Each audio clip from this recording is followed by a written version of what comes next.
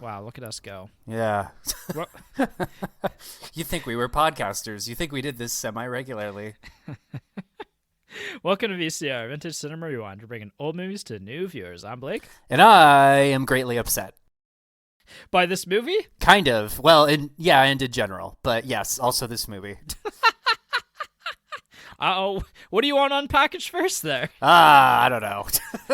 You start, and then you start pulling at the wrapping, and then I'll decide which direction I want to go in. Well, we're talking about The City of God, one of the greatest movies of all time, according to IMDb and LinkedIn, or Letterboxd. LinkedIn. Yeah. Jesus. I was just talking to someone about LinkedIn recently where we were like, do people still use LinkedIn? Like, is that even a viable platform anymore? But anyway. I guess. I don't know. So yeah, anyways, this is one of LinkedIn's favorite movies. But yeah, I had a pretty good time with this one. As per usual, I went in blind as a bat. And I feel as though I was like stumbling through the dark for this movie in a good way. Yeah, I shot you a message the other day saying that there's actually like movie clips for this one because again, this is considered one of the great movies of all time. Yeah, bro. And yeah, bro. I found those movie clips and I was watching them today and I was like, honestly, this is a good movie to go in relatively blind beyond maybe some pointers that you and I are going to talk about in the primer right now. Yeah, well, spoiler alert, I got 40 minutes into this movie and I like glanced at the screen. I'm like, well, so far God hasn't shown up, but no, I'm facetious. This is quite a good movie. I had quite a good time with it.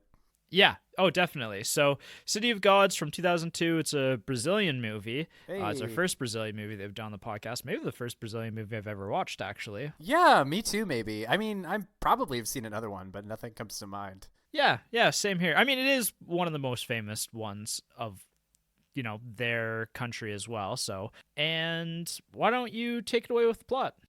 So, City of God, it tells the story of, and again, like Blake and I are like, just for those of you who can't tell by the sound of our voices, Blake and I are like painfully white, so we're doing the best art we can here with pronunciation. But City of God tells the story of a housing colony on the edge of Rio de Janeiro, which is basically like a pretty bleak slum type place.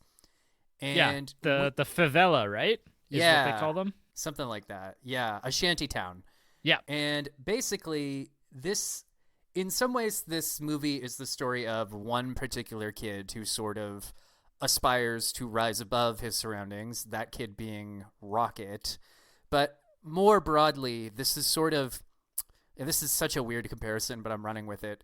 In the same way that, like, South Park is the story of four boys, but it's more broadly the story of this whole town, City of God is the story of Rocket, but it's also more broadly just the story of this whole, like, slum and the various characters that orbit this landscape.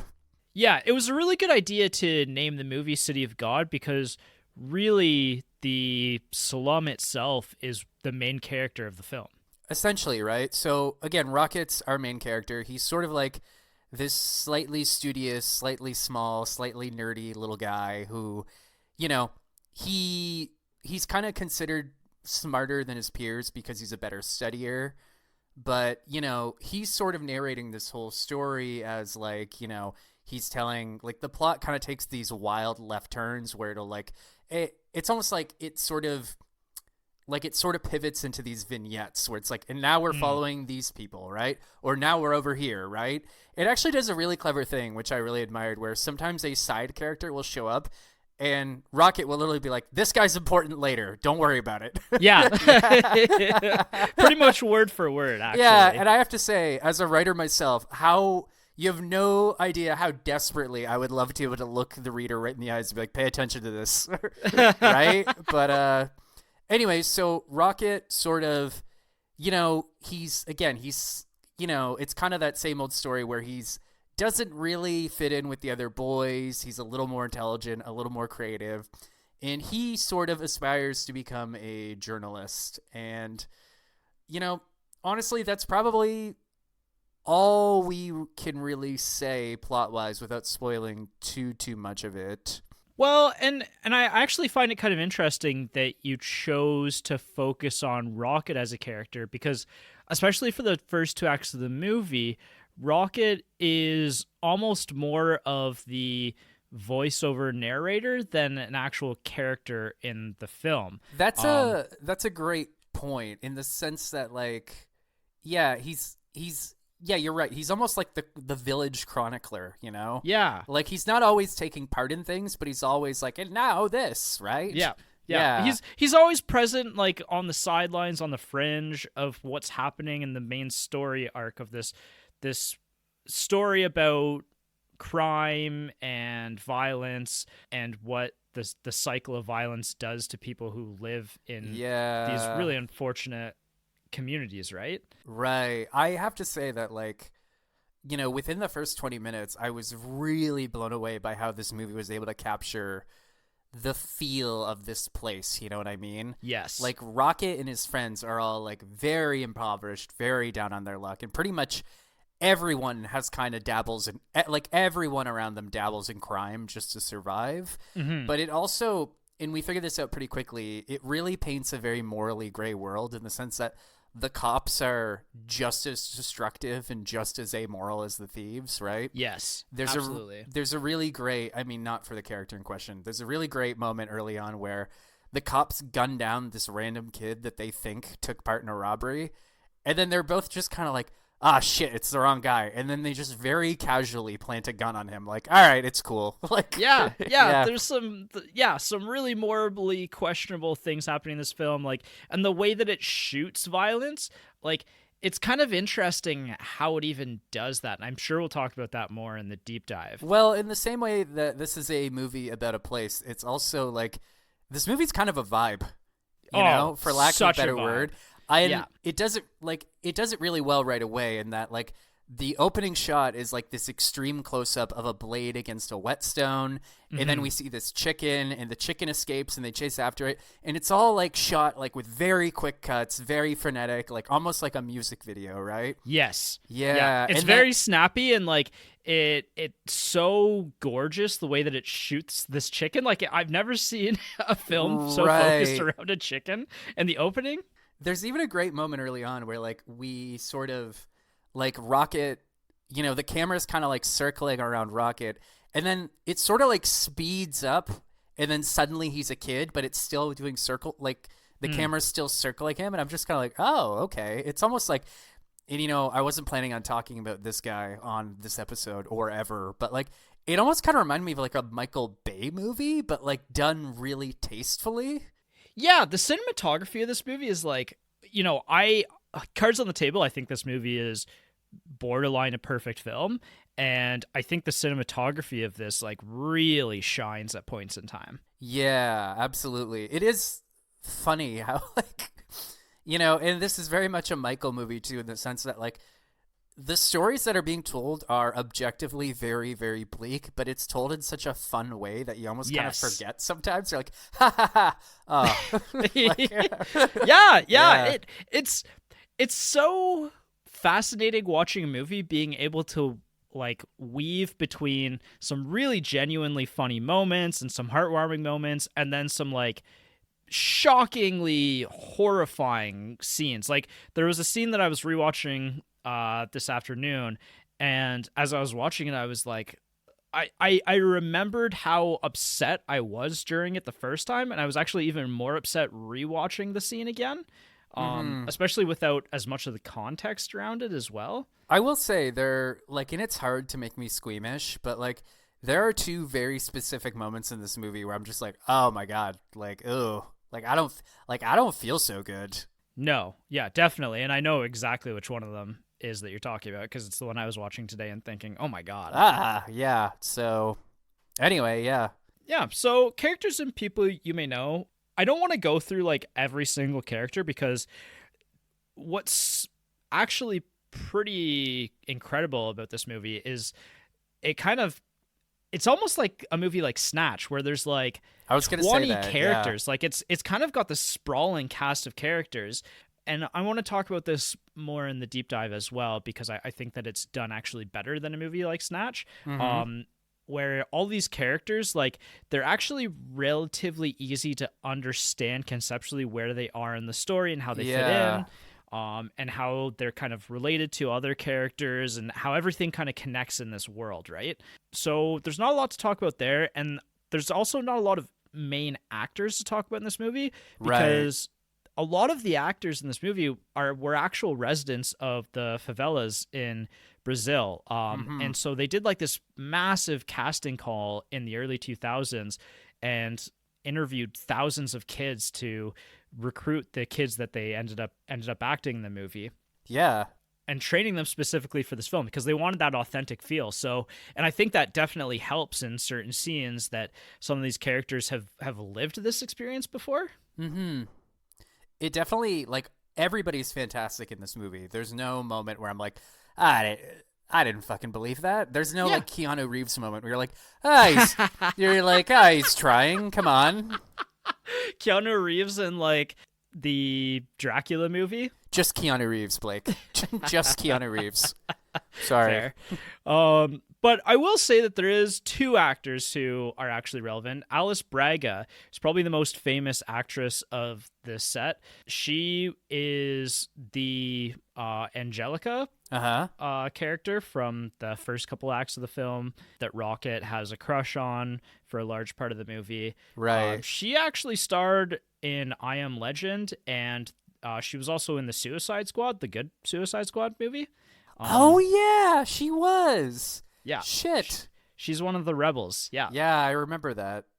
And she also starred in Elysium as well. So she's actually become a bit of a Hollywood presence in the last decade. But before that, she was a big actress in the Portuguese world. Mm-hmm. And then the other character of Carrot, one of the main drug lords of the movie, was actually a real actor at the time as well, and he actually had just blown up before the start of the filming of this movie, so he was kind of maybe a little bit of a standout, although he's more of a side character, I would say. Yeah, he was a little like interesting, right? Where Mm-hmm. I thought they were going a certain direction with that. Where I'm like, is this what I think it is? But then it's Yeah. like, never mind. Yeah, and I'll say that, a lot of this movie is narrated by Rocket and Rocket's experiences and like his observations of this community. But really the main character of the film that we follow from start to finish is Little Dice, right? And Well, yeah, he's like, it's hard to really. He's essentially like the main antagonist of the film. Like he's the most villainous presence, you might say. right. Yeah. Yeah. But a lot of the plot is kind of centered around his actions in the story. Yeah, there's a lot to say about Little Dice. Like there is quite a lot there. Yeah, He's absolutely. like So imagine a garbage bag full of feral cats, and you've got Little Dice. yeah, so we'll talk about him when we get into the deep dive. Absolutely. Mm-hmm. I'll probably spend a good portion of that talking about him. And then the director of the film, Fernando Morales, he's actually a relatively well-known director. I hadn't have heard of him before, but I've heard of a couple of his movies. So most recently, and also somewhat relevant right now, he directed The Two Popes, which came out in the last 5 years, I want to say. Oh yeah, that. Yeah, and that movie's kind of had a resurgence lately because of The Pope died. The Pope died. So that Yeah. and what's the other one that I'm thinking of? Conclave. Yeah. Actually, I got them confused at first. I was like, wait, what? I haven't watched The Two Popes. I have seen Conclave, so they're both somewhat relevant right now. As well as The Constant Gardener was another one of his movies that did really well critically when it came out. It's Ralph Fiennes and Rachel Weisz. So it's got like... Isn't yeah. Ralph Fiennes also in Conclave? Yes, he is. Yeah. Okay. Well, he's typecast as the Pope. Yeah, but The Constant Gardener I don't think is a Pope movie, so... Well, okay then. Not all movies can be Pope movies, Michael. Well, not with that attitude, they can't. And I wanted to highlight that this movie is also co-directed by Katja Lund. I didn't find much information about her other than the fact that she was really heavily involved in kind of the authenticity of this movie and trying to hire the right kids for this movie, and we'll talk about in the deep dive later, but she actually kind of kept tabs on all of these kids after the end of this movie and tried to kind of get them out of this cycle of poverty as well. Interesting. That's kind of rounding out everybody, and once you get a chance to actually see this movie, you'll understand why I kind of skipped over all of the other characters, because there's just so many of them. There is quite a bit. We might not even have time to talk about every last one of them, but yeah, Snatch is... I was really thinking about Snatch when I watched this movie. Yeah, and so who is this movie for? Like, Snatch obviously came to mind while I was watching this one. You know what the other TV show, actually, that I thought of while I was watching this? What's that? Breaking Bad, I feel like, is such an obvious inspiration to me. Like, this movie inspired kind of the look of Breaking Bad, some of the camera shots, like the vibrancy of the movie, like the color palette of this. Like, I think that there's actually a relatively deep connection between the two movies, and especially like in the story, like this is a crime film, right? And it's kind of an epic crime film that takes place over 3 decades, probably about 15 or so years, from the late 60s to the early 80s. And I found that the way that it shot crime was similar to my memory of Breaking Bad, although I haven't rewatched Breaking Bad in probably close to 10 years now. Yeah, I'm gonna have to take your word for that. I do not recall. But yeah, so I think with this movie, honestly, like, it's immensely watchable. Like, it's just shot with such a like energy to it that I felt like genuinely impressed the whole time I was watching. That I was kind of just like buoyed the whole time. Like, I was kind of just like bouncing along with this movie. It's hard to be bored in this movie because shit just keeps happening, Yeah, it's kind of wild. Like, it's kind of got this like Martin Scorsese like grand scope to it that you look at the runtime and it's like just over 2 hours, I think, and it feels and it feels like a movie that could have been 3.5 hours long with how much content's in it. Yeah, there really is something to be said there for. I think we were talking recently about how it's like, you can actually cram quite a bit into an hour and a half long movie, but like watching this, I was like, huh, all right. Like, yeah, there's a real economy in brevity here, despite the length. Yeah, absolutely. I honestly think that, unless you're somebody who shies away from violence and doesn't want to watch violent movies, and even in that case, like, this movie does not condone the violence that's happening in it. It actually is kind of looking at it from a detached it does a good job showing, like, it's not a Tarantino movie in that it doesn't like glorify the violence. Right. It does a pretty good job showing like the consequences of violence. Yeah. Yeah. Especially in the third act. Like, it really hits home in the third act, the film. So honestly, like, I kind of think this is a movie that everybody should see at least once in their life. I'm inclined to agree. Yeah. I mean, even watching this movie, like when it finished, I was kind of like, I kind of want to learn more about Brazil now, I kind of want to learn more about this culture.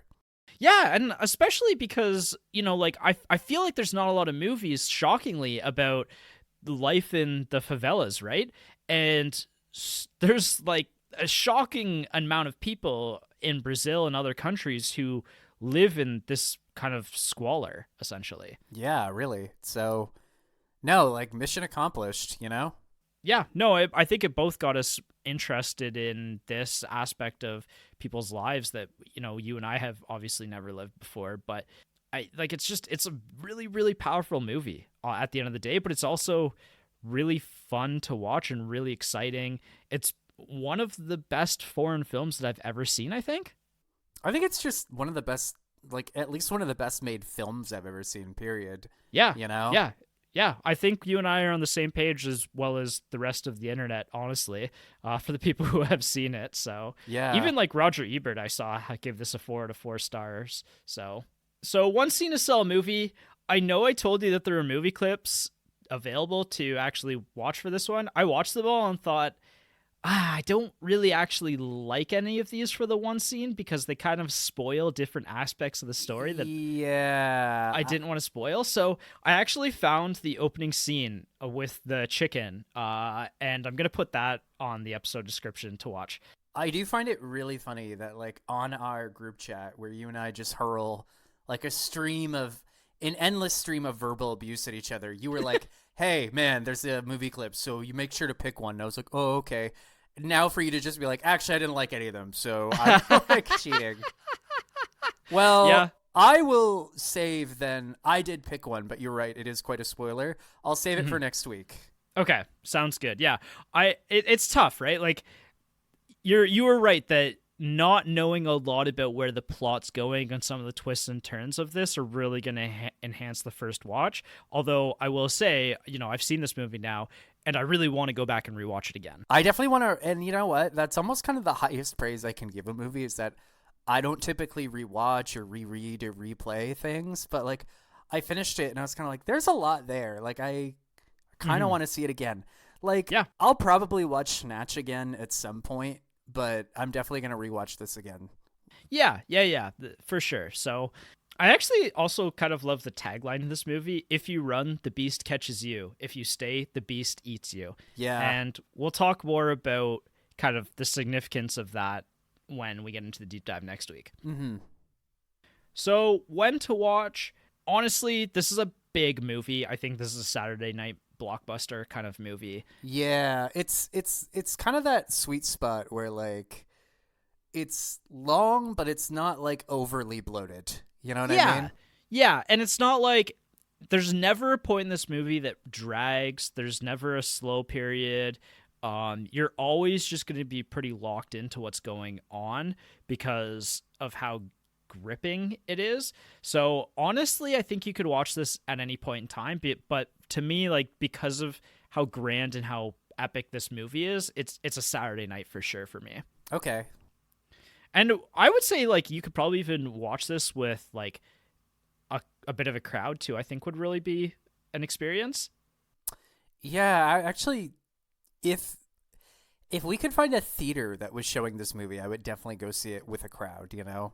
Yeah, absolutely. Even though I just want to say that like manners in theaters have taken a sharp downturn since COVID. You know, seems every time I go to the theater, there's some.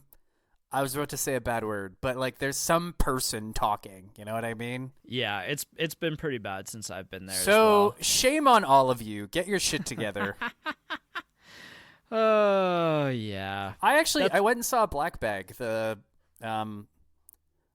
what's his butt? I forget who directed it. I went and saw Black Bag recently, and there's some old people talking, and I was like, you guys are the last people who should be talking during a theater. It's pretty bad. You and I have been talking about going and seeing Sinners for a few weeks now, and like I'm almost hesitant to go to the theater just for that reason, that it's just people are annoying. People are fucking annoying, you know? So yeah. So where to watch right now? It's got pretty limited viewing availability, unfortunately. That's this. I was actually just talking to Blake before we started recording that, like, just finding and renting this movie is a little bit of a hassle. Yeah, it was kind of unfortunate, too, especially because it is considered one of the greats.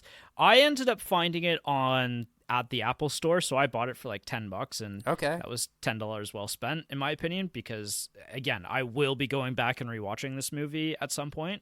And I think you found it on Cineplex, right, to rent? I think it's worth the $10 to buy, honestly.